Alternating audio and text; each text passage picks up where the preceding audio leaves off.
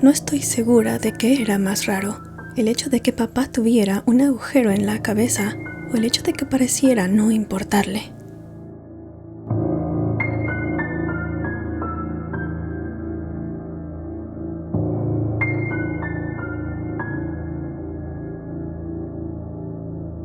Papá regresaba a casa de la fábrica como lo hacía todos los días.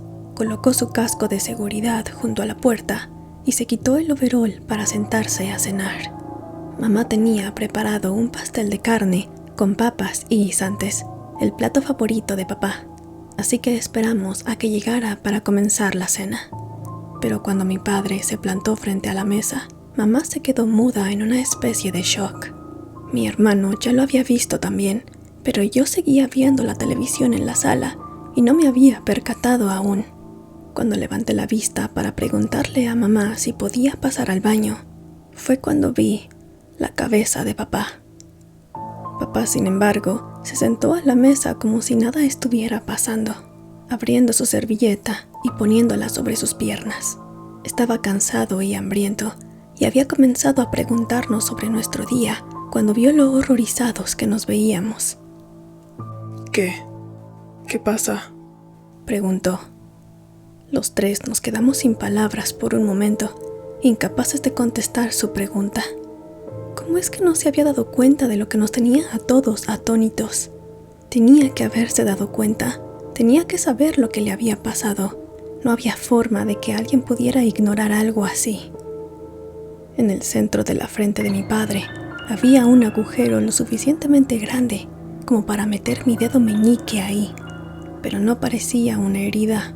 Las heridas suelen sangrar, verse rojas o con costras. Este era simplemente un agujero negro en medio de la frente de mi padre. Los bordes se veían algo irregulares, como un agujero que alguien hubiese hecho en el pavimento, y no parecía tener punto de salida. No lo atravesaba. ¿Cariño? Preguntó mamá, tratando de ser diplomática y de no molestarlo. Papá podía tener muy mal genio y ninguno de nosotros quería verlo así. ¿Tienes algo que contarnos? ¿Pasó algo en el trabajo hoy? No, dijo papá, mirándola ya algo molesto. ¿Seguro? Insistió mamá. Después de pensarlo un par de segundos, papá respondió. Bueno, supongo que sí, algo así. Me encontré con un tipo desconocido en la acera y choqué contra él. Me caí y él me ayudó a levantarme, pero no pasó nada más. Ella siguió mirándolo con escepticismo hasta que él soltó el tenedor y la miró con enojo. Marta, si tienes algo que preguntar, pregúntalo y ya. Estoy tratando de comer. Papá, hay un agujero en tu cabeza, dije yo. Nunca me caractericé por ser muy sutil. Papá frunció el ceño y me preguntó de qué estaba hablando. Hay un agujero en tu frente. ¿Cómo no sientes eso? ¿Estás tratando de ser graciosa? Porque no es gracioso. Pero a pesar de su tono incrédulo, comenzó a palpar su frente como si tratara de encontrar la fuente de nuestra incomodidad. Parecía hacerlo de forma sarcástica, pero cuando sus dedos tocaron los bordes, se estremeció un poco. Un escalofrío recorrió su cuerpo entero, aunque él nunca lo quiso aceptar. Lo inspeccionó con sus dedos por un momento, antes de levantarse e ir al baño para verse en el espejo de manera más detallada. Los tres lo seguimos y nos quedamos afuera de la puerta mientras él se miraba en el espejo. Después de unos minutos de tocarlo e inspeccionarlo, finalmente se dio la vuelta y pasó junto a nosotros dándonos la espalda y disponiéndose a cenar.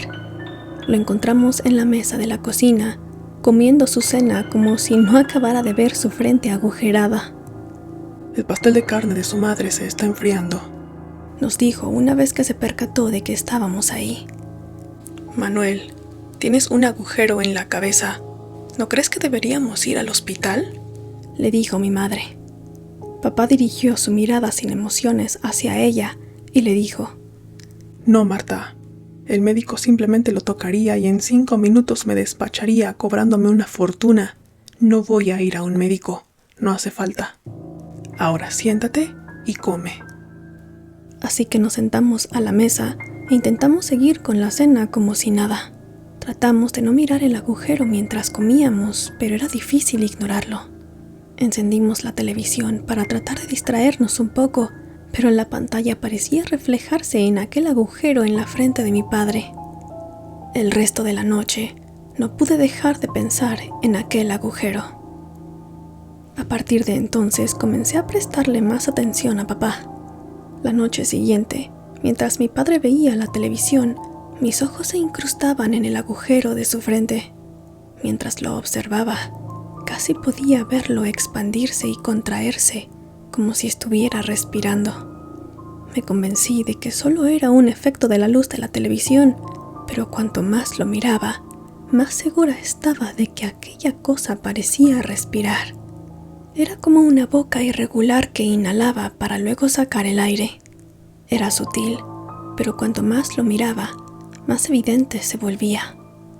Estaba tan enfocada en su frente que cuando lo vi a los ojos, me di cuenta de que me había descubierto mirándolo. O te vas a la cama o me dejas de mirar así. Yo no podía engañarme a mí misma, así que me levanté y me fui a mi habitación. Sabía que no sería capaz de concentrarme en nada mientras ese agujero estuviera frente a mí.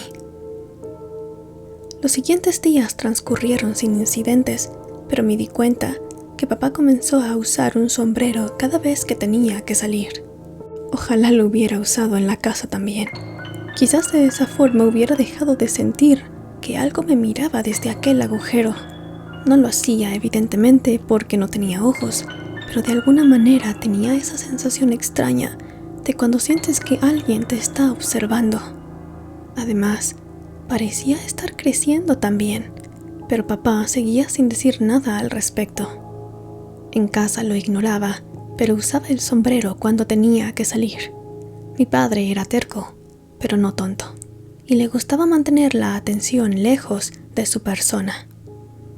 Durante los siguientes 10 días, el agujero creció de manera incontrolable. La primera vez parecía que podía meter mi dedo meñique en él, pero ahora hubiese podido meter mis 10 dedos con facilidad, y aún así se negaba a ir al hospital. La situación comenzaba a sobrepasarme y yo comencé a soñar con ese agujero. En mis sueños ya no solo lo veía moverse, sino que sangraba y emitía ruidos que me erizaban la piel, y alcanzaba a ver un ojo en el centro que me miraba desde la profundidad inmensa de aquel agujero. Me desperté jadeando. Los siguientes días perdí la noción del tiempo hasta que un día, al bajar a desayunar, vi a mi padre y me di cuenta de que aquella cosa le había robado las cejas también. El hoyo ahora abarcaba su frente completa. Ya no era solo un agujero, sino como un pozo, un vacío en medio de la frente de mi padre. Mamá había dejado de comer. Tenía días, si no es que semanas, que había entrado en una especie de shock de la que no podía salir. Mientras tanto, todos podíamos verlo respirar ahora. Era innegable que aquella cosa tenía movimiento propio. Papá se limitó a desayunar y a ignorarnos a todos. Desde ese día dejó de dirigirnos la palabra, terminó su desayuno y se fue a trabajar. Yo no podía más y comencé a evitarlo también. Verlo me provocaba una sensación terrible, con la que me sentía cada vez menos capaz de lidiar. Bajaba a desayunar después de que papá se había ido a trabajar y ponía excusas infinitas para no llegar a casa. Comencé a escuchar susurros provenientes de la habitación de mis padres, y estos susurros comenzaron a permear mis sueños. Aquel ojo ya no solo me veía fijamente, sino que comenzaba a susurrar palabras que no entendía, aunque de alguna manera sentía conocer su significado. Si no hubiese estado en mi último año de preparatoria, creo que me habría mudado. Estaba al límite de lo que podía soportar. Hasta que, aproximadamente 1 mes y medio después de que aquel agujero apareciera en la frente de mi padre, él dejó de bajar a desayunar. Mamá nos dijo que papá no se sentía bien, que debía haberse enfermado, pero su mirada nunca me ha engañado y sabía que había algo más en juego. Ese día mi padre no fue a trabajar y nunca más volvería a hacerlo. Mamá se mudó a la habitación de invitados y no fue hasta más tarde que me enteré de que fue porque papá cerró la puerta con llave y no la dejó entrar. En su habitación se escuchaban ruidos constantemente y mamá le dejaba su comida en el pasillo. Esto continuó hasta que una mañana antes de ir al colegio olvidé mi mochila en mi habitación y subí por ella. Estaba a mitad de las escaleras cuando escuché que la puerta de la habitación de mis padres se abría lentamente. Me detuve a mitad de camino, sin saber si debía continuar o no. Ninguno de nosotros había visto a papá desde que se había aislado en su habitación, y mi hermano y yo teníamos mucha curiosidad de saber qué es lo que había pasado con el agujero. Me incliné lo más que pude sin hacer ruido y me asomé por el borde de las escaleras cuando escuché que mi padre trataba de tomar su plato de comida. Pude verlo con una bata larga mientras se inclinaba sobre el plato para levantarlo. Parecía tener problemas para agarrarlo y sus manos amenazaban con tirar un jugo que se encontraba al lado del tazón de avena.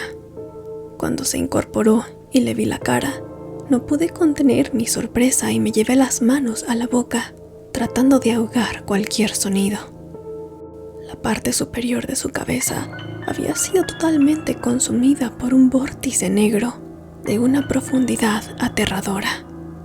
Se dio la vuelta y llevó la bandeja llena de comida al dormitorio, pero cuando lo vi golpear la bandeja en la esquina de la puerta y tentar por todos lados para encontrar la manija, entendí por qué se habían escuchado tantos golpes en su habitación. En mis sueños, el agujero no solo tenía movimiento, sino también visión. Quizás porque en la realidad le había robado la vista a mi padre. A partir de entonces, mis sueños se tornaron diferentes. Por las noches soñaba a mi familia sentada a la mesa, mi hermano a mi izquierda, mi mamá a mi derecha y mi padre frente a mí, todos preparados para comer una pila enorme de comida. Y yo parecía ser la única que se percataba de cómo mi padre se convertía lentamente en una criatura extraña que me observaba desde aquel agujero negro e infinito en su cabeza. Pero esta vez no era solo un ojo, sino una cara completa, deforme, alargada y asquerosamente escalofriante. Su piel caía a pedazos sobre la mesa, su cabello blanco y delgado y sus dientes rotos, sus ojos con cataratas y sus labios casi inexistentes, elevándose en una sonrisa que me perturbaría el resto de mi vida. Abrió su boca y escuché un susurro en mis oídos. Aquel susurro se intensificaba cada noche, pero yo seguía sin entender lo que decían. Parecían palabras sin sentido, inexistentes, sonidos que se aclaraban cada vez más, pero que no tenían significado para mí. Comencé a repetirlas durante el día, sin darme cuenta y cada vez con mayor frecuencia. Perdí la capacidad de concentrarme en otras cosas y solo pensaba en aquel agujero y en aquellas palabras. Y perdí la cuenta de los días que había dejado de ver a mi padre y a mi familia en general. Hasta que una noche, cuando estaba a punto de dormir, me dirigí al baño y noté que la puerta de la habitación de mis padres estaba abierta, como no lo había estado en mucho tiempo. Escuché un ruido proveniente del interior y pude detectar que eran quejidos de dolor. Entré lentamente y vi a papá tirado en el suelo, retorciéndose de dolor. Aquel vórtice negro se había apoderado de sus hombros y de la mitad de su pecho. Me agaché y lo ayudé a sentarse en la cama. Me agarró con fuerza y me apretaba los brazos. Sabía que quería decirme algo, que quería pedir ayuda, pero hacía mucho tiempo que había perdido esas capacidades. Cuando fijé la mirada en lo que antes era la cabeza de mi padre, aquellas palabras que había repetido por días enteros comenzaron a salir de mi boca como con voluntad propia. Susurré lo mismo que aquella criatura susurraba en mis oídos cada noche, y aunque era consciente de lo que hacía en ese momento, no me pude detener. Mientras las palabras brotaban de mi boca, podía ver cabellos blancos que emergían de las profundidades de aquel vacío eterno. En cuestión de segundos, unos ojos con cataratas y una sonrisa atípica se encontraban a centímetros de mí.